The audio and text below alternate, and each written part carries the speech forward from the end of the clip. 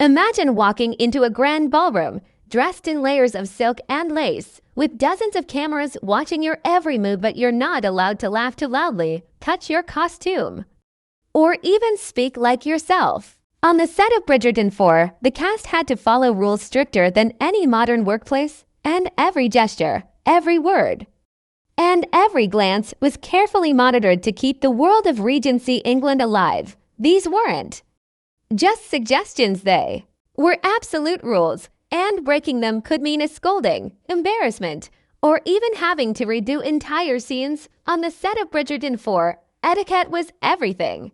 The actors were not just performing for the cameras, they were living in a world where manners and appearances mattered more than comfort. From the moment they stepped on set, they were expected to behave exactly like their characters, not just during filming, but often in between takes as well. For instance, male actors had to bow correctly to female actors and other men of higher social rank, even if they were only joking around or walking past each other. A careless gesture could look sloppy on camera, so they practiced bowing and curtsying repeatedly. Female actors faced the challenge of maintaining perfect posture at all times. Sitting, standing, walking, or even laughing had to reflect the elegance of the upper-class society the show portrayed. No slouching, no casual movements, and definitely no modern slang.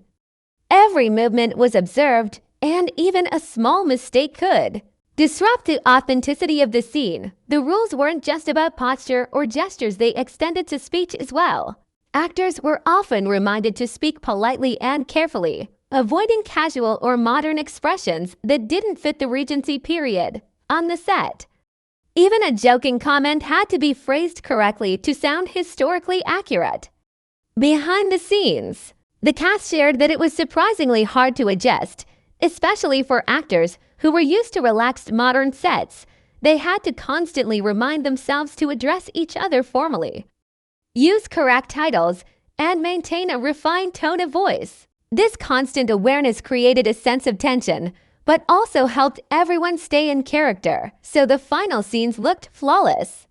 Another interesting aspect of etiquette on set was the way actors interacted with props and surroundings. Nothing was touched casually. If a character needed to pick up a teacup, the actor had to follow exact instructions on how to hold it, lift it, and place it back. This attention to detail extended to walking across the set. The floor was polished, carpets had specific placements, and the actors had to avoid disturbing any objects that might break the illusion of the Regency era. Even minor errors, like turning the wrong way or adjusting a necklace incorrectly, could cause multiple takes, costing time and effort. Because of this, actors spent hours rehearsing movements that might seem ordinary but were actually highly controlled.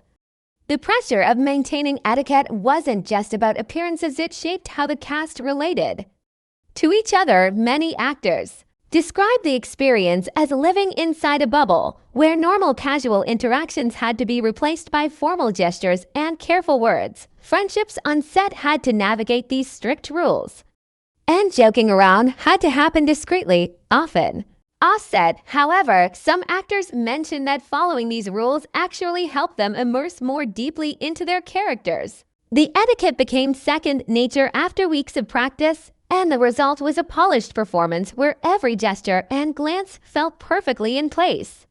It was like stepping into history every day, a world where manners ruled supreme and elegance was everything. Living under these strict etiquette rules wasn't easy, but it gave Bridgerton for its distinctive charm. The cast learned to move with grace, speak with refinement, and maintain a constant awareness of their surroundings. These rules made the show's world believable and mesmerizing for the audience. The actors' dedication to etiquette transformed simple gestures into moments of beauty and drama on screen. Even today, fans admire the attention to detail, and it all started with these strict rules on set, where every bow, curtsy, and polite word mattered more than anyone could imagine. On the set of Bridgerton 4, costumes weren't just clothes, they were a lifestyle, a strict rulebook the cast had to live by. Each gown, coat, and accessory was designed to reflect the elegance and status of the Regency era. and actors were expected to treat these pieces with the utmost care.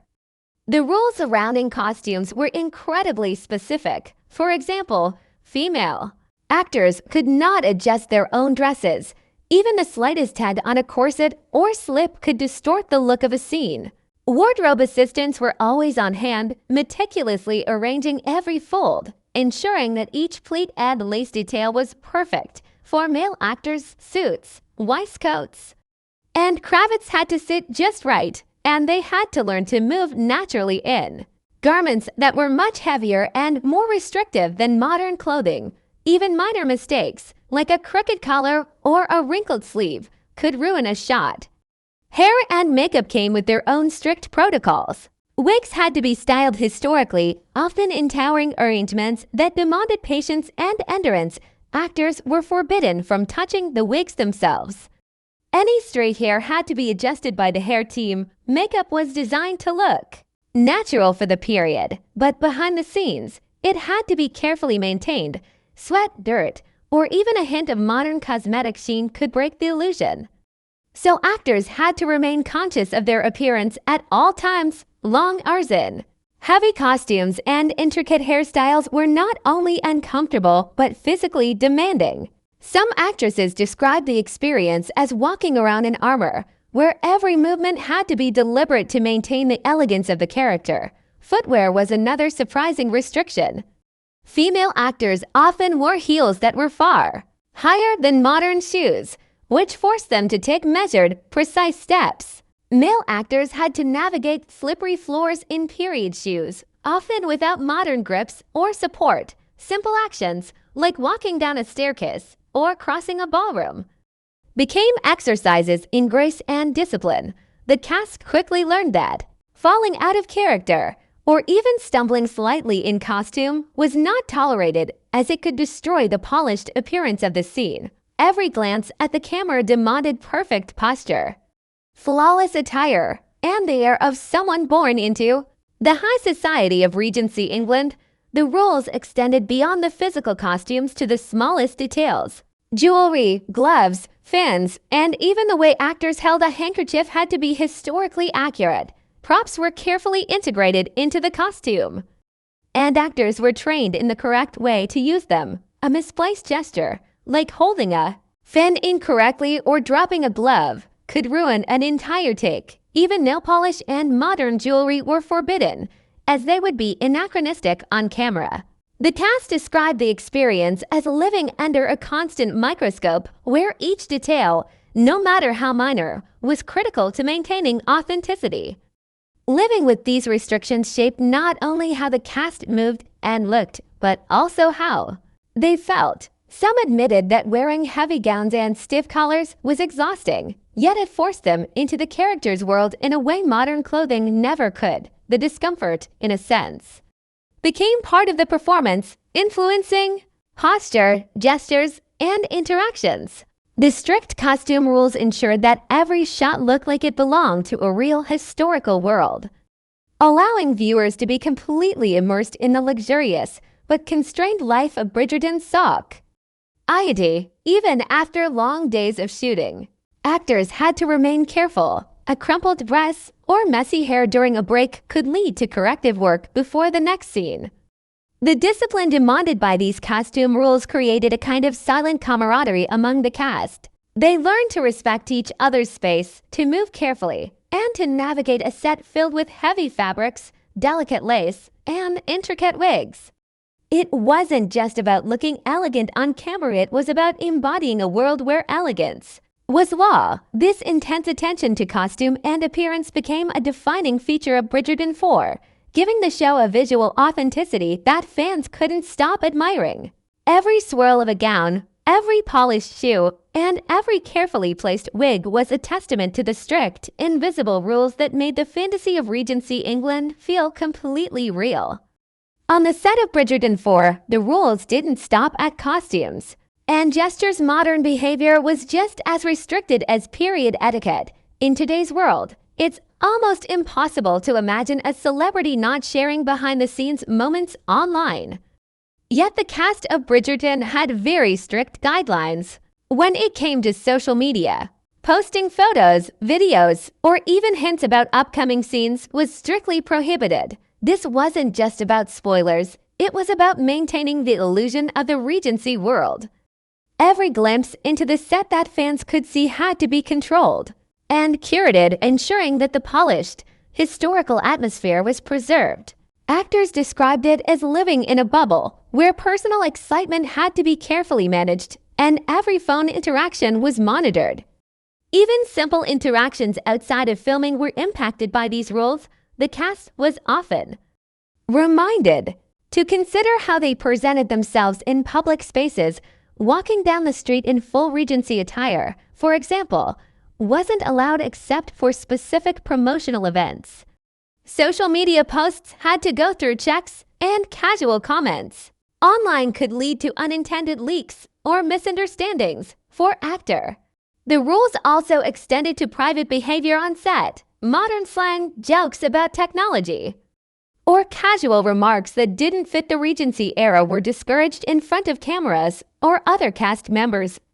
Oh, we're in character. The idea was that the actors' awareness of how they presented themselves socially both online and offline would affect the authenticity of the scenes. Even laughter, expressions of frustration, or excitement had to be tempered to maintain professionalism and the immersive world of the show.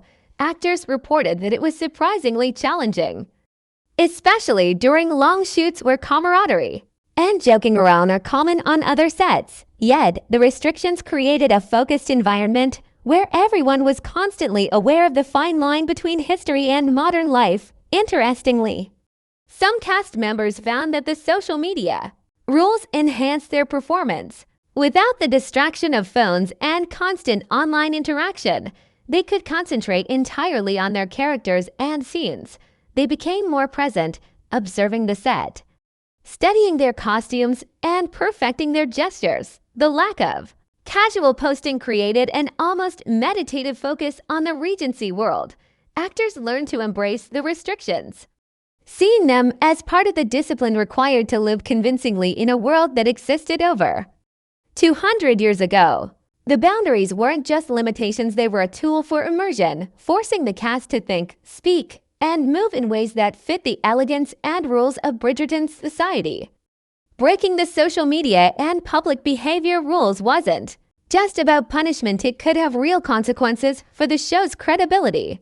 A single leaked photo or casual comment could undermine weeks of careful production design, costume work, and meticulous scene planning. This pressure created a unique blend of anxiety and camaraderie among the cast, who had to navigate these modern restrictions while still appearing effortless and natural in front of the camera. Fans rarely see the behind-the-scenes tension that these rules created, but the results are clear.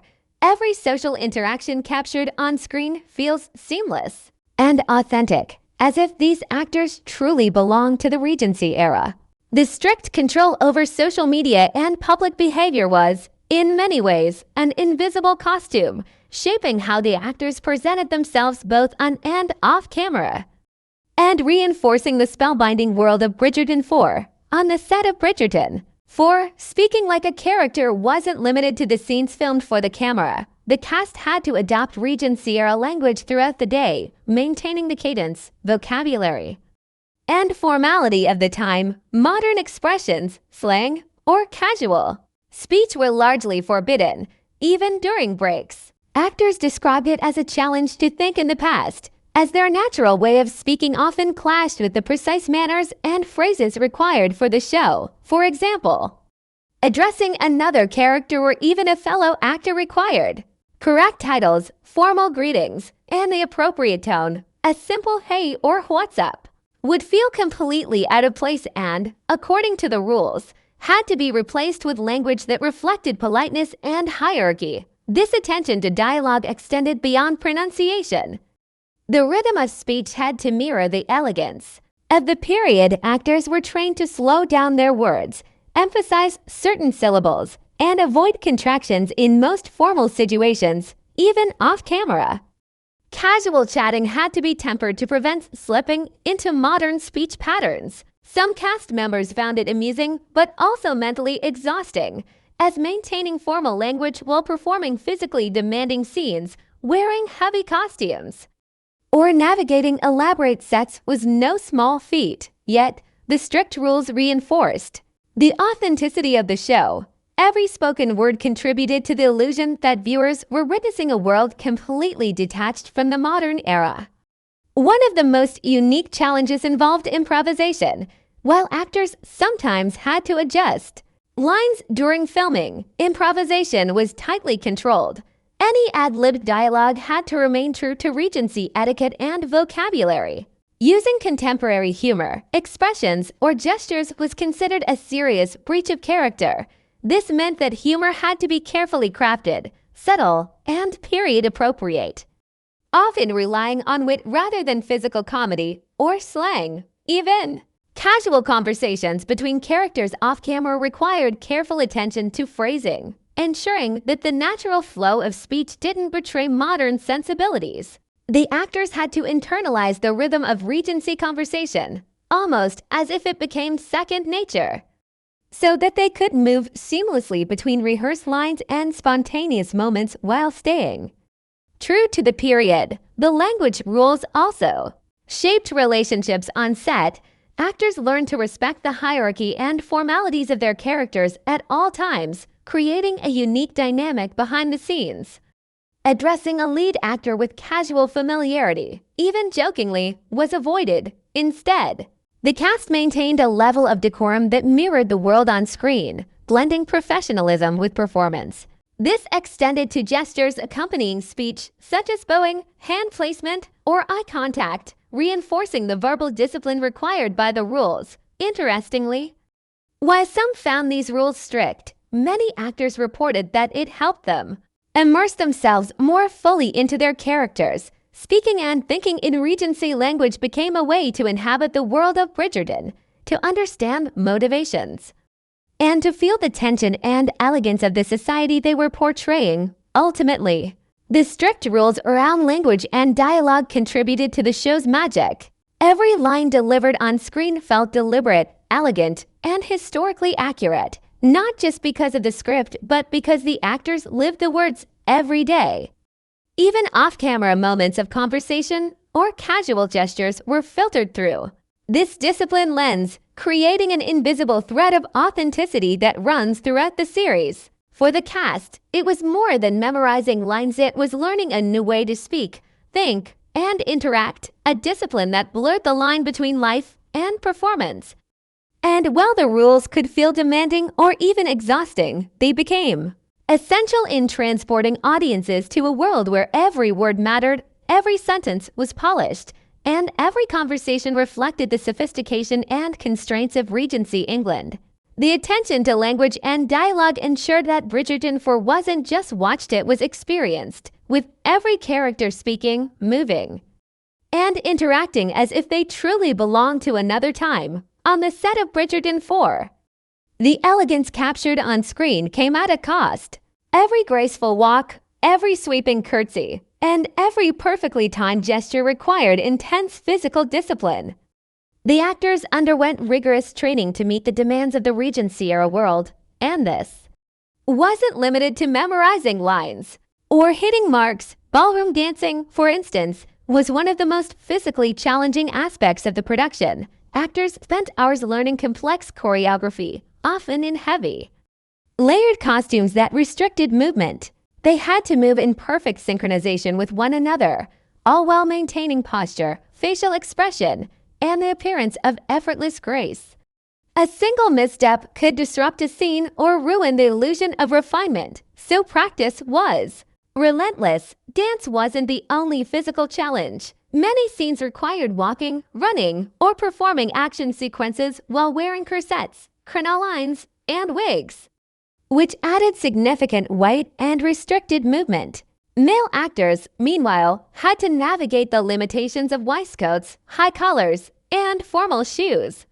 Even moving from one side of a room to another demanded careful planning to ensure that each step appeared natural and fluid. Actors shared that they sometimes experienced muscle fatigue, bruising, or soreness from hours of maintaining rigid posture or performing repetitive movements. Despite the physical strain, this intense preparation was essential to create the seamless illusion of effortless elegance that the audience sees on screen. In addition to dance and movement, the cast often trained in specialized skills relevant to specific scenes. Some learned horseback riding to navigate outdoor sequences authentically, while others practiced fencing or swordplay for dueling scenes, even when not directly filming. Actors would rehearse movements to maintain muscle memory, ensuring that gestures appeared natural and consistent. This constant training blurred the lines between rehearsal and performance, making the cast live in a state of readiness. The physical demands were heightened by the need to maintain composure and elegance at all times, even when exhausted. Actors reported that learning to carry themselves in heavy costumes while performing physically demanding tasks was one of the hardest aspects of filming. Interestingly, the training also influenced how actors approached their characters. The physical discipline required to maintain posture, balance, and controlled movement gave them a deeper understanding of Regency society. They could feel the weight of the social expectations that their characters carried, from the restrictive clothing to the demanding etiquette. Every heavy gown or tightly laced corset wasn't just a costume, it was a lesson in restraint, decorum, and elegance. Actors explained that enduring the physical strain allowed them to portray subtle emotions and gestures more convincingly, as every motion had to be deliberate and meaningful. It also fostered a sense of teamwork, as performers relied on one another to move in perfect harmony during dance sequences or action scenes.